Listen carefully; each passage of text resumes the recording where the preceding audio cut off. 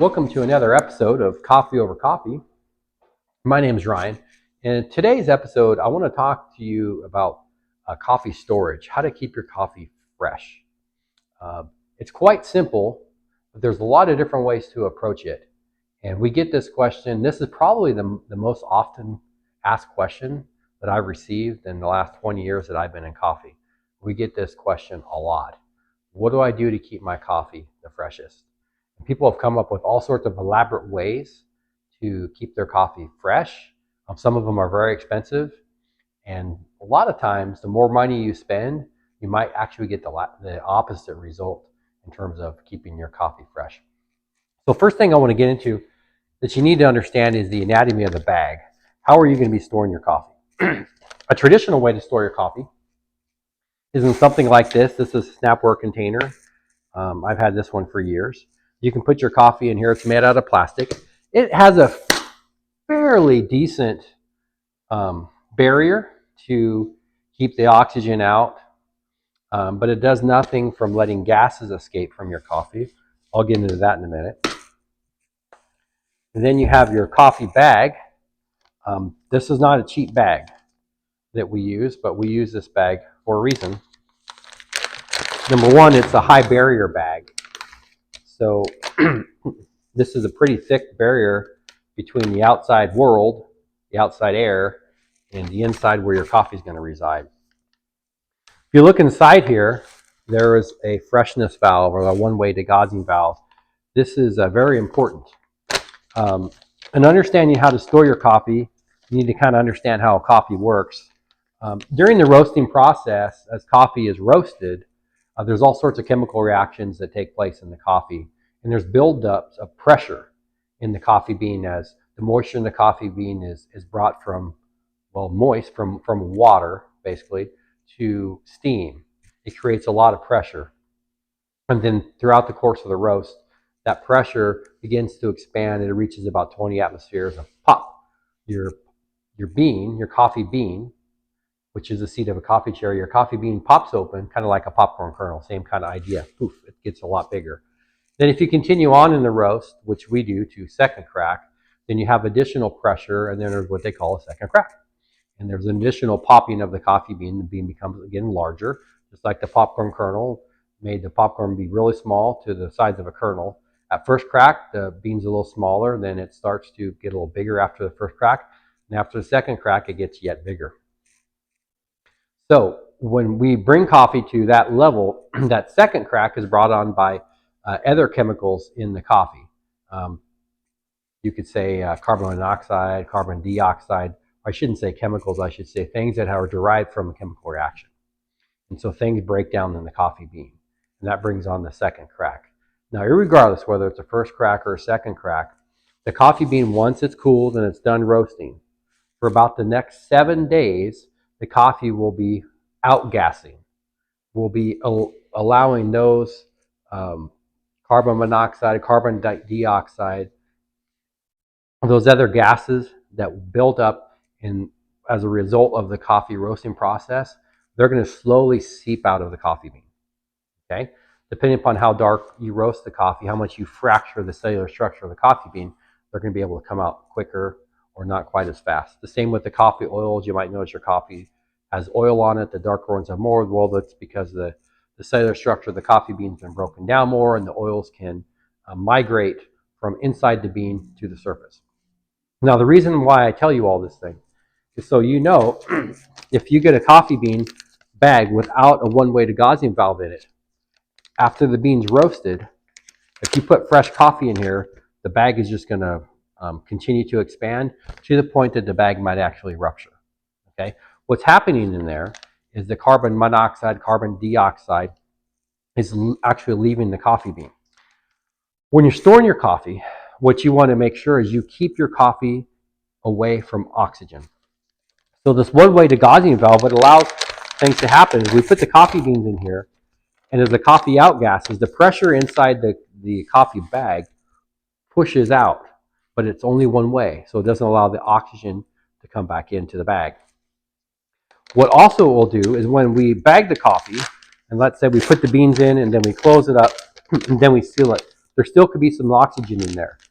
What happens with the coffee bean is as the coffee bean is letting out those gases, it actually acts really like a protective barrier. So the oxygen can't get to the coffee beans because the pressure from the CO2, carbon monoxide, carbon dioxide pushing out. And as far as CO2 is concerned, it's basically it's a innate gas. As far as coffee is concerned, the CO2 doesn't break the coffee bean down or the coffee ground down like oxygen does. So when you have a bag like this and the fresh roasted coffee in it, you have to have a valve on it. So your valve needs to be one way. So that's basically the nuts and bolts of how the coffee works. Now, when we go to storage, we need to figure out a bunch of things. We need to consider at least how long are you going to store it for, where are you going to store it, those types of things. Obviously, moisture is a problem. You want to keep coffee away from moisture. You want to keep coffee away from ultraviolet light, and even keep it away from heat. There's been many studies done that if you keep your coffee bean in a warm place, it can take weeks off of the life of your coffee. It's not that it's going to go bad like 5 weeks later, it's just you'll lose the flavor. And what we're trying to do with this bag and going to this extent is we want to keep this flavor. Now, how are you going to store this? Well, there's some things to think about. Believe it or not, this is a great way to store your coffee if you're going to be putting your coffee bag in the freezer, which I used to be against, and then I read a book on it. And I'm firmly convinced, and I've been testing it myself, this is a great way to store your coffee. So what I would do is I would take this coffee bag. I think this is a gallon bag here. I take this, I just put my coffee beans inside it like that, and then I close it up and put it in the fridge, and you can mark on there, what when the date was. Now, one of the things to keep in mind is oxygen is your enemy, as is moisture, as is ultraviolet light, for keeping your coffee fresh. Every time I access this bag, I am letting out the inert protective gases like carbon dioxide. I'm letting that out of the bag. And what am I putting in here? I'm putting in oxygen. When I close this up, regardless of how fast you close it, there's going to be oxygen in there. And eventually I'm going to run out of the carbon dioxide that's in the bag that acts as an inert gas to protect the coffee. Pretty much all that pressure is going to be let out. And this one-way degaussing valve no longer lets anything out anymore because there's no pressure left in the bag. So why would I put this in the freezer? When I put the coffee bag in the freezer, when I put the coffee beans in the freezer, what I'm doing is I'm taking all of those reactions in the coffee bean, the outgassing. I'm taking the oils that are slowly migrating to the surface that are inside the coffee bean. I'm taking all of those and I'm basically stopping them in their tracks or to be frozen. So this is a great way to do it. I can take this coffee bean bag and I can put it in here. Now, you are going to run into a little problem, is that this is still outgassing. Then this bag is going to receive the outgassing, and then it may rupture. So what you want to do is you need to think through all of these things when you're doing coffee. Another thing you need to keep in mind is every time you access this bag, so if I take these coffee beans and I put them in here, I put them in my freezer, the next day I go to make coffee, I have to pull this out again and I have to open it up. Now, if you're going through the coffee within, a week or 2 weeks, a pretty reasonable time, just enjoy your coffee. You don't have to really go to a major extent. Now, if you're buying 3, 4, 5 bags, which is a custom that people do, it's customary, and that's completely understandable with the cost of shipping and other things. So you got to do a couple things. Number one, I might have 2 bags, and then I'll date them here, and I'll put half of the bag, half of the beans in here, like this. And now what I'm going to do, to say that's a little more than half, but I'm going to take these, I'm going to seal it. I'm going to get all the air out of it like that, make sure there's no more oxygen in it. Seal it up nice and tight. And this is going to be the bag that I'm going to do a little more long-term storage. And then the rest of the coffee beans, are going to go into this bag, because this is the one that I'm going to access on a regular basis. Every time I open that bag, carbon dioxide is leaving and oxygen is entering. So if you want to be really concerned about that, then I could divide this bag of coffee into 2 bags, and then say 8 ounces of my coffee was only opened 1 time, and then when I get to it, it will stay much fresher.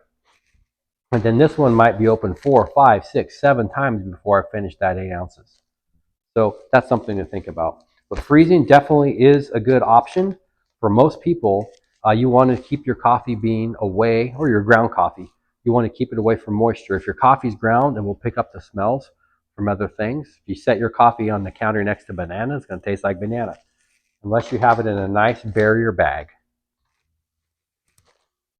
So that's one suggestion that I would make to you, is freeze your coffee, separate your bag if you're going to open it. And another thing, if you buy 10 different varieties of bags, you may just want to do them in chronological order. This is a solid bag. It's a high barrier bag. It has a degaussing valve. So the only oxygen that will be in that bag is what was in it when we sealed it, and a very, very, very, very tiny amount, perhaps, that's able to get into the bag, because no barrier is perfect. But while the coffee is outgassing, the pressure will be to push out. So that will inoculate your bag from any oxygen getting into it. So to review this, I would recommend storing your coffee in the freezer if you're going to do any type of long-term hold on it, more than just, if you're going to drink your coffee within a week or two, you just buy a bag at a time, then pretty much just do whatever has been working for you. If you're going to buy multiple bags, or you're going to go longer hold on your coffee, then I would figure out which bag I'm going to use first. And then I'll divide it into 2, maybe 8 ounces over here, and I keep the 8 ounces in this bag, and then my other bags I just put in the freezer. And once you put them in the freezer, then that pressure will stop building. So I can put this bag here, inside here, and by the time it freezes, within an hour or 2, there will be no more outgassing in your coffee. It will be frozen. So you don't have to necessarily worry about puff up like that. If you want to do this, or some other container, that's fine. Some people have asked me about vacuum sealing your bag, which is good, because you're going to pull all the oxygen out. But when you're using that vacuum, you're also going to be removing the carbon dioxide. You're removing any type of inert gas that could act as a shield. And you're also going to be removing some of the aromatics in your coffee bean that can translate into a good quality flavor. So there's no perfect solution. But to me, the cheapest one is to just, if you know you're not going to, whatever you're not going to get to within about 2 weeks, I would divide that, put it in a bag like this. Go ahead and use this, and your other bags, put them in the freezer for safekeeping. You don't have to thaw your coffee. You can pull it right out, and you can brew it. You can grind it frozen, or you can already have pre-ground coffee, and you can brew it when it's frozen. There's not a problem at all. I hope that's as clear as mud to you, but those are our recommendations here at Mavericks. We've been doing this for over 20 years, and really the best solution that I've seen is just a Ziploc bag with the coffee you're not going to use, the bag you access.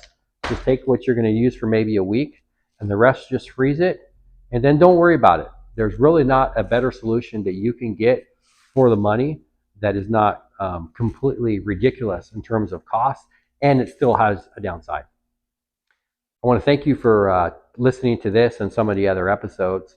I'm always interested to what you would want to know about coffee. Like I said, I've been doing it for 20 years, so I have a lot to say.